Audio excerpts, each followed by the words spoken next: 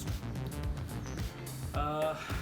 As a travel influencer and food blogger আসলে আমি বাইরে গিয়ে ফুড খেয়ে রিভিউ দিই, নর্মালি আপনারা সেটা জানেন। বাট এখন যেহেতু কোয়ারেন্টাইনে আছি, বাইরে যাওয়ার কোনো অপশন নাই, তো চিন্তা করছি বাসাতেই আমরা যেই খাবার দাবারগুলো খাই একটু টুকটাক আপনাদের সাথে শেয়ার করার জন্য। তো আজকে আমি আর আমার ওয়াইফ মিলে ইফতারের জন্য প্রিপেয়ার করব হচ্ছে চিকেন ঝাল ফ্রাই, সাথে হচ্ছে পরোটা দিয়ে আমরা খাবো। তো চিন্তা করলাম যেহেতু এটা সহজ একটা রেসিপি, সো আপনাদের সাথে ঝটপট একটু শেয়ার করে দিই। So let's check out the chicken jhal fry. আমি একটু তেল দিয়ে নিচ্ছি, একটু দারচিনি, লং, এলাচি, তেজপাতা।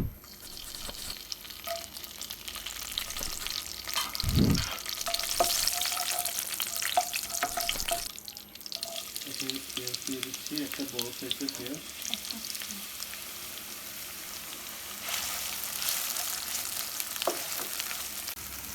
আচ্ছা, আমরা হাফ টেবিল চামচ পরিমাণ আদা বাটা আর রসুন বাটা দিয়ে দিচ্ছি।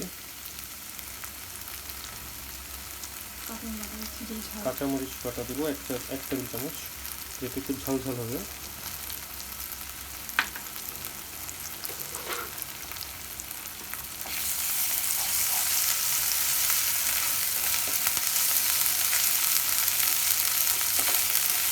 হলুদ গুঁড়া আধা টেবিল চামচ,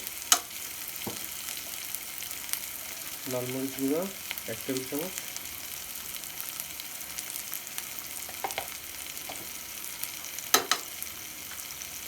লবণ 1 চা চামচের মতো। এরপর হচ্ছে জিরা গুঁড়া আধা টেবিল চামচ, ধনিয়া গুঁড়া আধা টেবিল চামচ, জিরা গুঁড়া আধা টেবিল চামচ।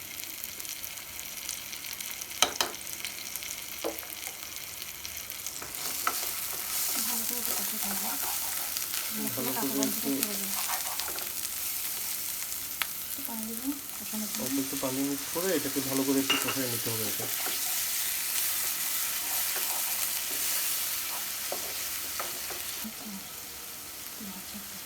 একটু তেল দিয়ে দিচ্ছি।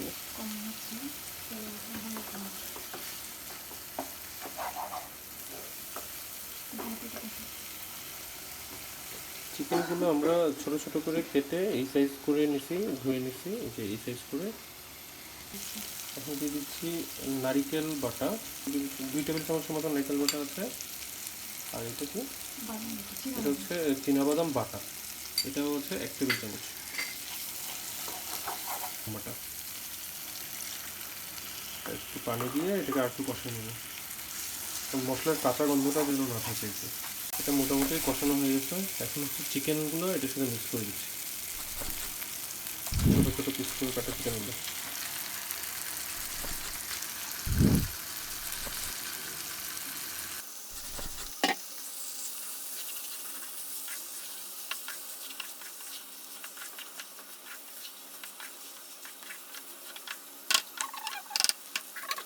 আচ্ছা, এটাকে আমরা মুরগিটাকে সিদ্ধ হওয়ার জন্য আমরা রেখে দেবো 10 থেকে 15 মিনিট। এরপরে এসে আমরা একটু দেখবো যে কী অবস্থা। আশা করছি 10-15 মিনিটের মধ্যেই হয়ে যাবে। আচ্ছা, প্রায় 10 মিনিট হয়ে গেছে। মাশাআল্লাহ, বেশ ভালো লাগতেছে, তেলটা উঠে গেছে একদম, মুরগিটা হয়ে আসছে মনে হচ্ছে।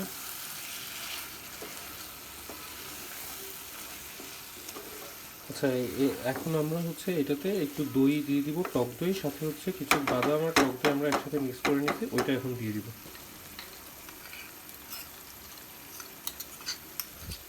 যে কোনো গ্রেভিতে আসলে টক দইটা দিলে খুব রিচ হয়ে যায়, মানে খেতে খুব ভালো লাগে।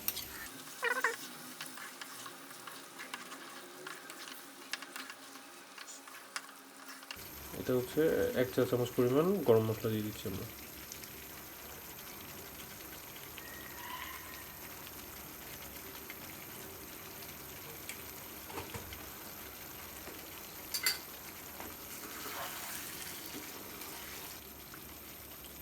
অল্প একটু পানি দিয়ে এটাকে হালকা 5 মিনিটের জন্য আর একটু রেখে দিব আমরা।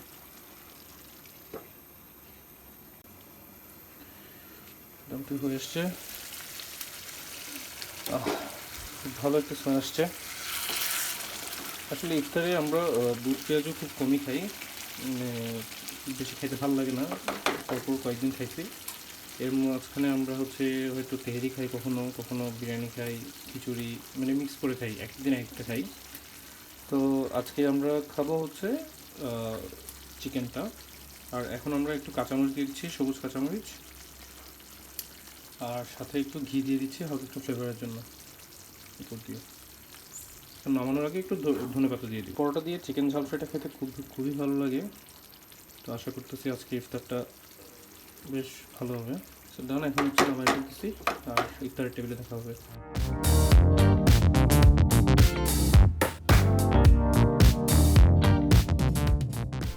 ওকে, সো এখন হচ্ছে ফুডটা কেমন হয়েছে এটা রিভিউ দেওয়ার পালা।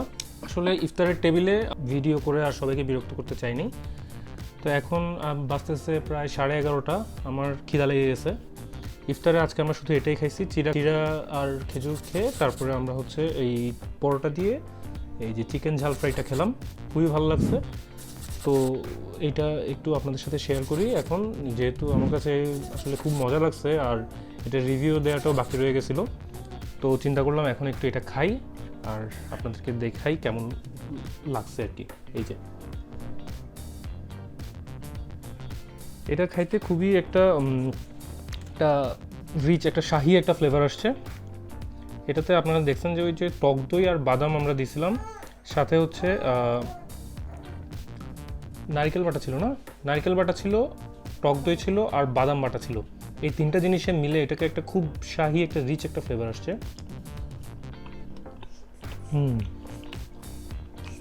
অসাম হচ্ছে আসলে।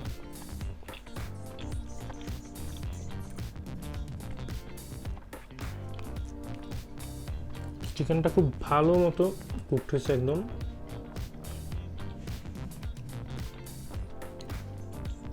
বেসিক্যালি এটার চিকেনটার চেয়ে গ্রেভিটা দিয়ে খেতে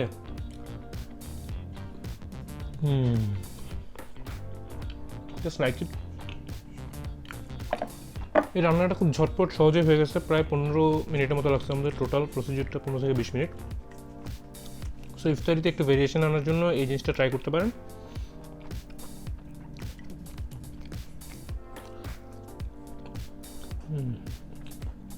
একটু সালাদ খাই,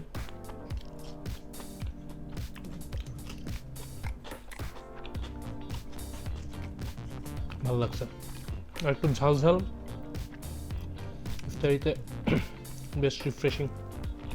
এই রেসিপিটা করেছে আমার বউ, তাকেও একটা বড় ধন্যবাদ দিচ্ছি, এবং এটা আপনাদের সাথে শেয়ার করতে পারছি ওর জন্য, রান্না করতে বলে। তো ভালো থাকবেন, বেশি বেশি করে হেলদি খাবার খাবেন, যেহেতু এখনও আমাদের এই যে ইমার্জেন্সি পিরিয়ডটা শেষ হয় নাই। সবাই অবশ্যই খুব বেশি কেয়ারফুল থাকবেন, বাসাতেই থাকবেন, বাসায় মজার মজার রান্না করে খাবেন। আর এই রান্নাটা আপনারা করে খেতে পারেন, কমেন্টে জানিয়ে দেবেন কেমন লাগলো রান্নাটা। আর আমার চ্যানেলটা সাবস্ক্রাইব করে নতুন নতুন ভিডিওর জন্য বেল আইকনটা প্রেস করে রাখবেন। ধন্যবাদ।